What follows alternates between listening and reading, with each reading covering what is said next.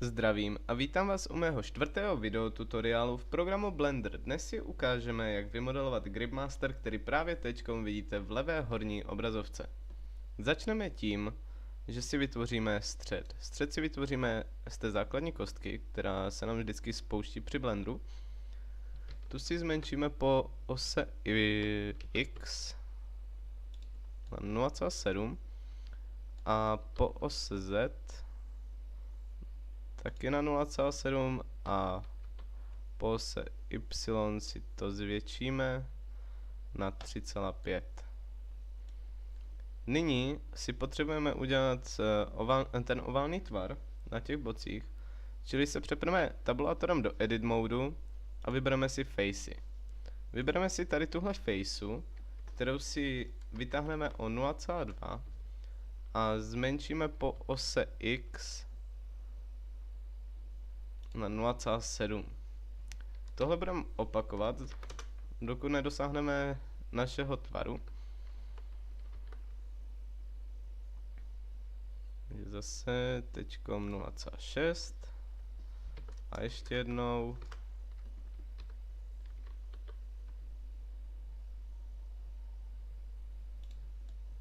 Takhle. To samé uděláme na druhé straně.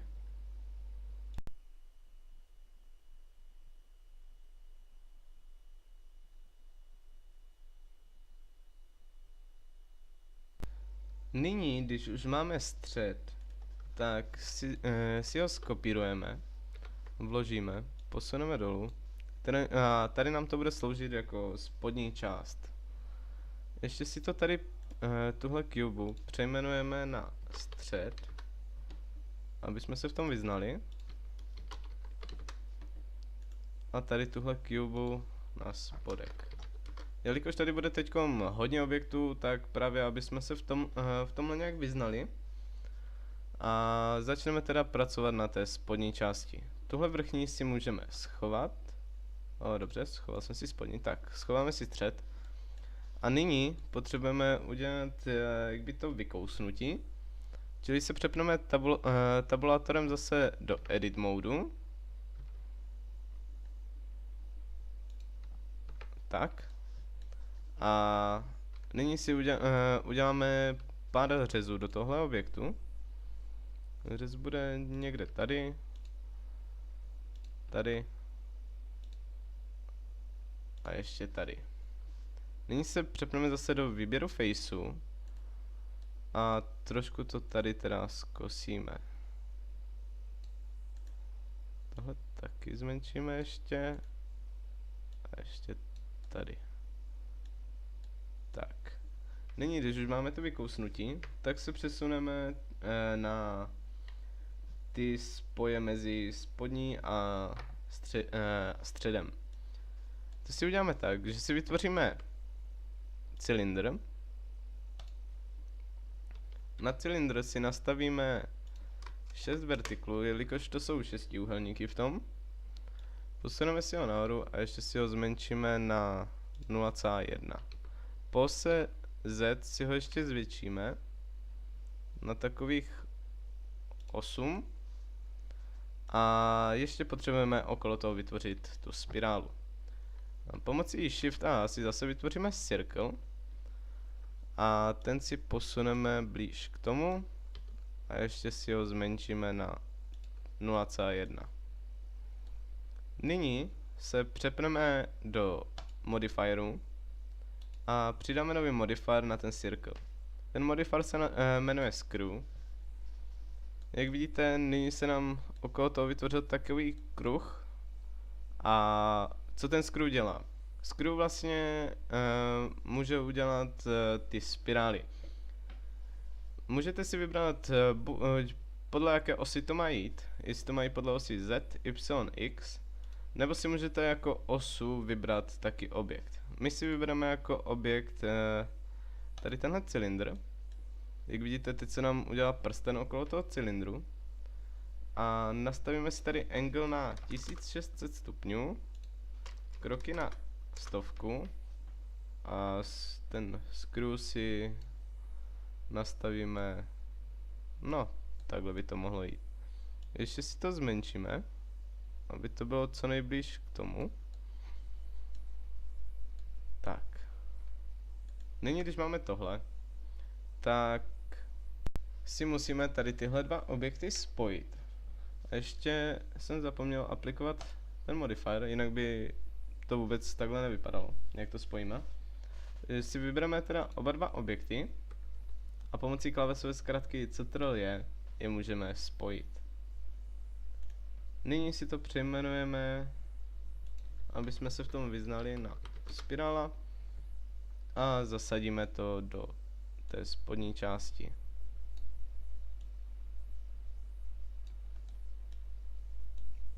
Tenhle objekt si ještě dvakrát takhle skopírujeme.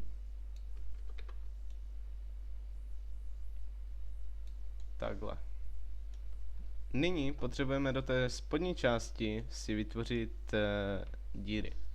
Ty si uděláme tak, že si vytvoříme cylindr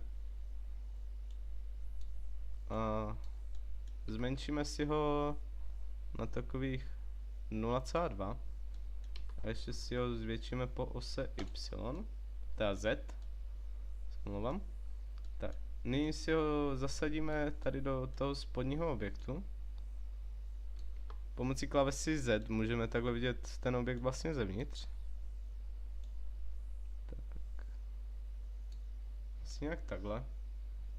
A nyní si klikneme teda na tu spodní část a na tu nastavíme modifier boolean.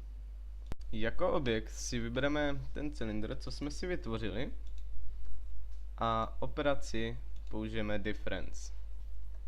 Aplikujeme si ten modifier a jak vidíte, když teď vytáhnu ten cylindr, tak v tom zůstane ta díra.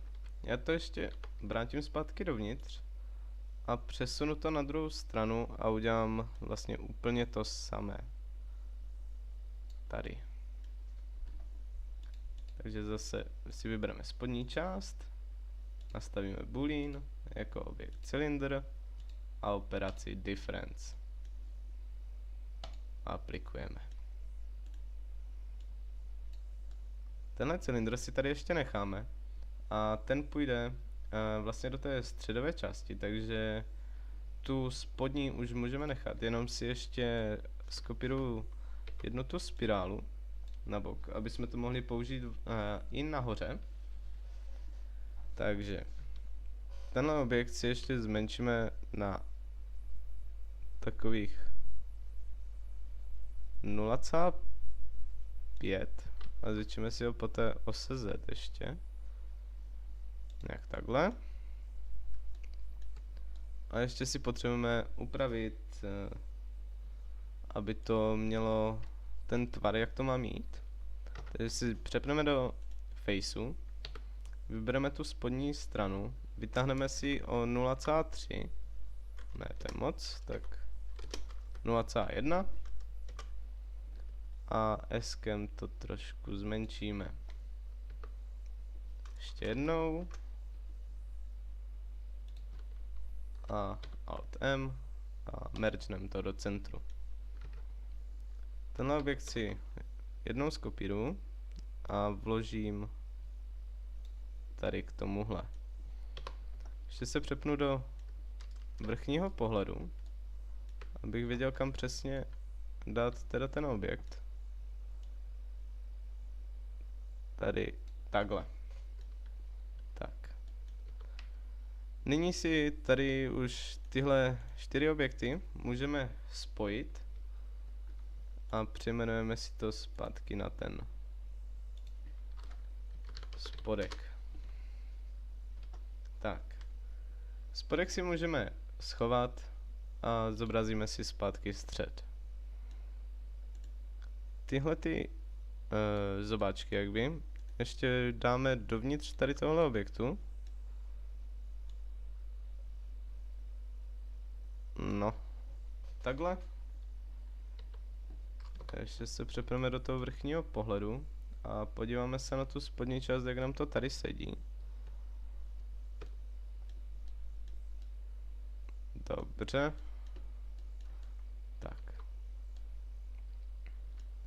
Nyní si tady tyhle 3 objekty spojíme zase na ten, ať to máme jako jeden objekt. Ten si pojmenujeme zpátky střed.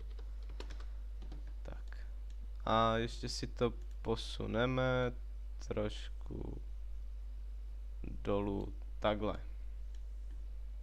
Nyní si potřebujeme udělat do té střední části takové ty řezy, aby nám to později pomohlo při modelování těch částí na prsty. Začneme tím, že se tabulátorem přepneme do edit modu a pomocí klávesové zkratky Ctrl+R si uděláme pár řezů. Jeden řez tady, tady a ještě tady. Tak. Nyní si ještě uděláme okolo toho, to jsem nechtěl, pomocné řezy, aby nám ten objekt neujel. Tak. A ještě tady si musíme udělat u každé té jedné čáry. Zase mi to ujelo.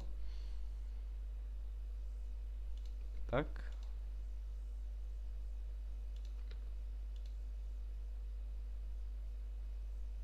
Tak.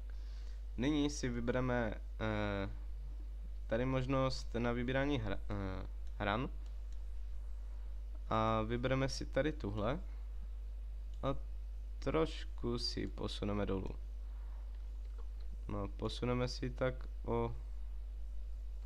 To je moc. Já bych řekl, že bude dobré asi takhle. To samé uděláme u těch zbylých dvou.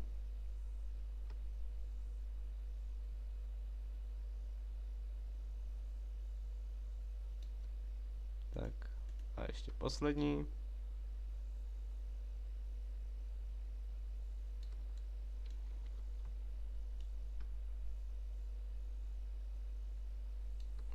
Tak. Nyní, když máme tady tohle, tak se nám budou lépe modelovat ty části na prsty. Začneme tím, že si tady vlastně přidáme tuhle spirálu. Tak zase to zasadíme do toho objektu. A skopírujeme si to ještě 3krát. Tak. Tady to ještě trošku posunu, ať to je víc v tom středu. Tak. Ještě tady. Nyní si potřebujeme vymodelovat ty vrchní části. Tady tyhle spirály bych si spojil. Ať to máme zatím jako jeden objekt. A přepneme se sedmičkou do vrchního pohledu. Nyní si schováme spodek ty spirály a střed si necháme. Pomocí klávesové zkratky Shift A si vytvoříme další cubu. Tu si ještě posunu nahoru. Přepneme se zpátky do toho vrchního pohledu a potřebujeme si zmenšit, aby to bylo jak tady tenhle objekt. Ještě to trochu zmenším po té ose Z.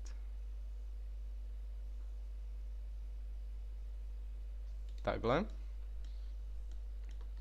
Přepneme se zase do toho vrchního pohledu. A potřebujeme tady udělat stejný výkus, jak je tady.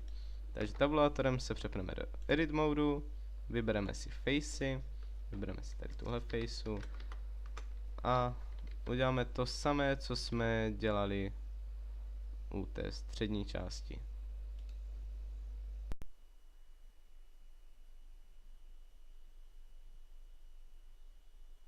Tabulátorem se přepneme zpátky do edit modu. A no, ještě bych to zmenšil. Takhle.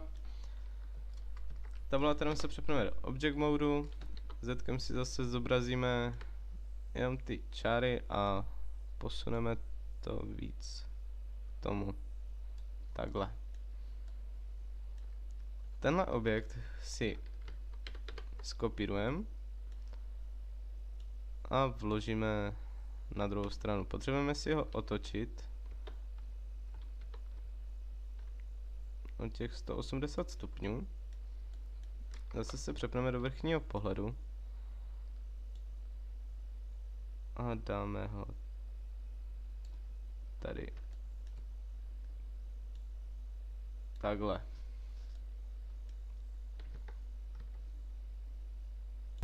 Nyní si to ještě zmenšíme, tu jednu stranu, aby to mělo velikost jak ten zářez, takže si přepneme na tady tohle, přepneme se na vrchní pohled a potřebujeme si ještě vybrat tady tuhle stranu. Tak. A mělo by to být někdy na tom středu takhle. To samé uděláme u té vrchní části, teda opačné, na druhé straně. Přepneme se do edit modu, zaklikneme tady tuhle stranu, dáme se do vrchního pohledu a zmenšíme si to podsud. Tak. Nyní nám už stačí jenom si vytvořit už zbylé dva prsty a poté už jenom doladíme detaily. Takže zase Shift A, vytvoříme si další cube. Tu vložíme nahoru a přepneme se zase do vrchního pohledu a zmenšíme si to, aby to bylo jak tady tenhle objekt, takhle. Přepneme se do pohledu zprava.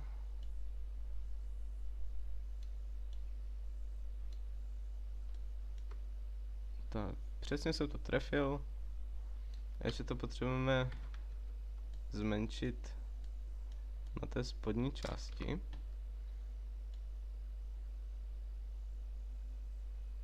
Takhle. Tenhle objekt si skopírujeme, vložíme ještě jednou. A potřebujeme to roztáhnout, aby to mělo délku tady odsud pod tady tuhle stranu. Takže se proto zase přepneme do vrchního pohledu. Vybereme si ten objekt a posuneme si ho tady takhle. Nyní si vybereme zase tady tuhle stranu a tu prodloužíme tady takhle. To samé uděláme tady u tohle objektu. Je zase vrchní pohled. Ještě si ho posuneme trošku dolů. Edit mode si přepneme na tady tuhle stranu a tu zvětšíme tady potuď. Nyní, když se na to podíváme a zapneme si už ty spirály, si vybereme všechny tady tyhle 4 objekty, spojíme si je do jednoho a posuneme to dolů. Tak. Nyní potřebujeme na té spodní části, teda na té vrchní části ve spod udělat takovou tu menší zarážku. To uděláme tak. No, ještě tady vidím chybu. Tady tohle bych ještě zvětšil, protože to je moc velká mezera. Takhle. A ještě z toho druhého objektu.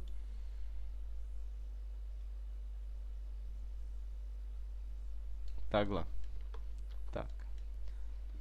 A nyní jdeme na tu zarážku, no ještě si to tady upravím.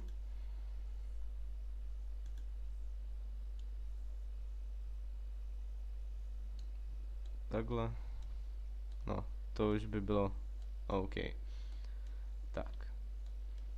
Vypneme si zatím střed a ty spirály, protože teď nebudeme vůbec potřebovat.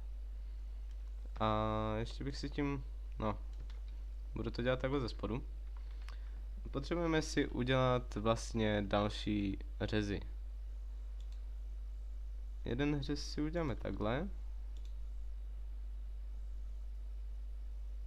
Takhle druhý. Třetí opět takhle. A čtvrtý takhle. Vybereme si face.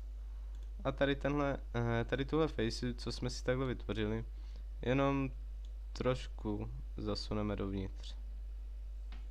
Takhle. To zbylé uděláme ještě u těch zbylých 3 objektů.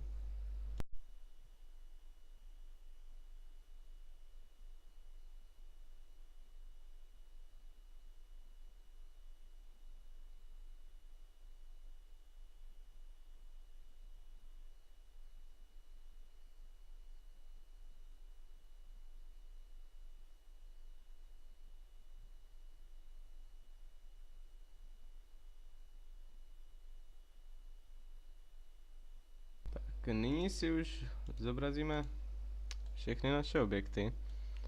A jak vidíte, vypadá to už podobně tomu, co jsem vám ukazoval na začátku videa. Ještě si potřebujeme ten vršek udělat taky menší výkus zase nahoře. Takže si to zase tady říznem. Myslím, že postačí takhle jeden řez. A ten posuneme dolů. Ještě jsem zapomněl tady vybrat tyhle menší čáry. Takhle. A trošku si to posuneme dolů. To samé uděláme na každém tom objektu.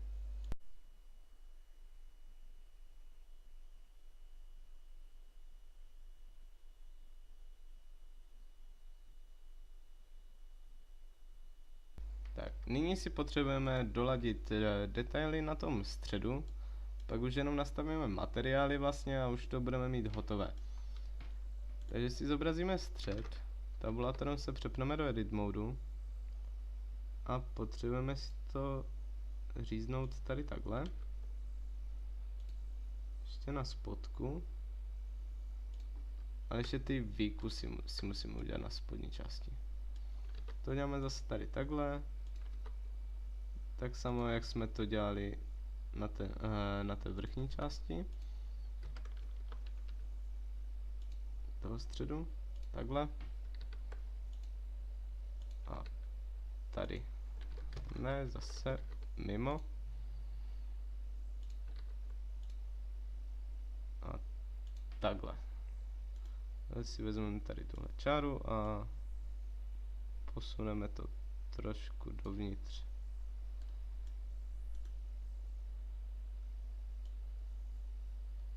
Takhle.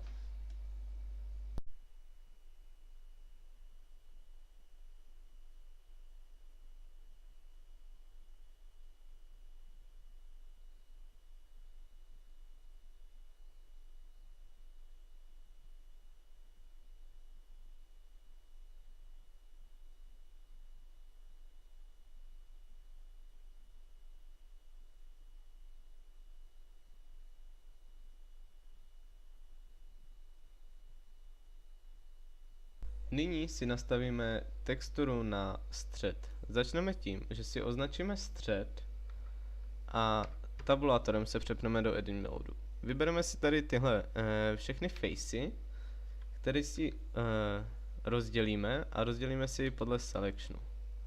Nyní se nám vytvořil takhle nový objekt, co jsou právě ty facey. My si je znovu označíme všechny a pomocí klávesy F si je spojíme do jedné facey. Nyní si na to můžeme přidat texturu. Ještě než si přidáme tu texturu, tak zmačkneme klávesu U a dáme Smart UV Project. potvrdíme a vytvoříme si nový materiál. Materiál si nazveme logo a přidáme tam texturu obrázku, tady. Nyní si potřebujeme image mapping nastavit na extend. Koordinace necháme tady takhle, jenom tady změníme y za x a x nastavíme -1. Nyní, když se na to podíváme, uzamčeme si kameru, ať s ní můžeme volně to pohybovat. A nyní, když si to rychle vyrendruju, tak vidíte, že se to na to přidělá a funguje to, jak má. To samé vlastně uděláme tady na druhé straně toho objektu.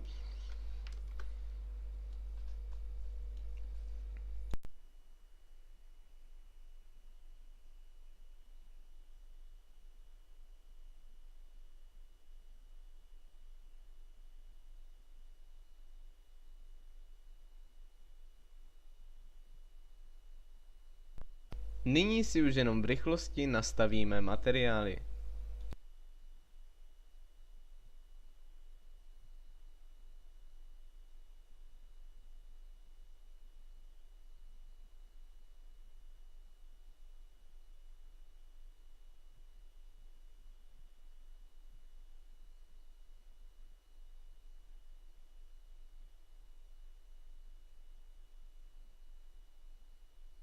Už nám jenom schází si vytvořit scénu pro render, takže si vložíme plane, ten si posuneme nahoru, zvětšíme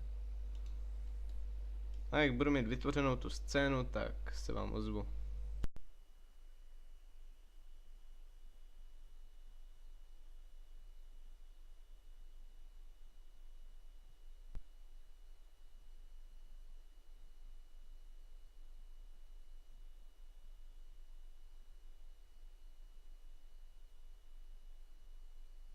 Nastavíme si světlo. Světlo bude zase slunce. Nastavíme si ho, ať svítí nějak tady takhle. Kameru si posuneme. No, ještě by mohlo svítit blíž k tomu. Takhle. Zkusíme vyrendrovat. Ještě je to dost tmavý, takže ať to svítí přímo přes to.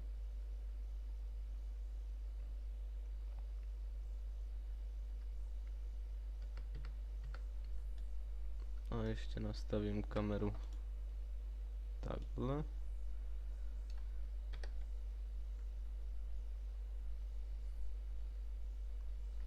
Tak a nyní to máme vymodelované. Jen ještě mi tam vadí ta spodní část, ten stín. Takže bych u toho všeho vypl stín, ať to nekástí ten stín, tak to je na všem vypnutý.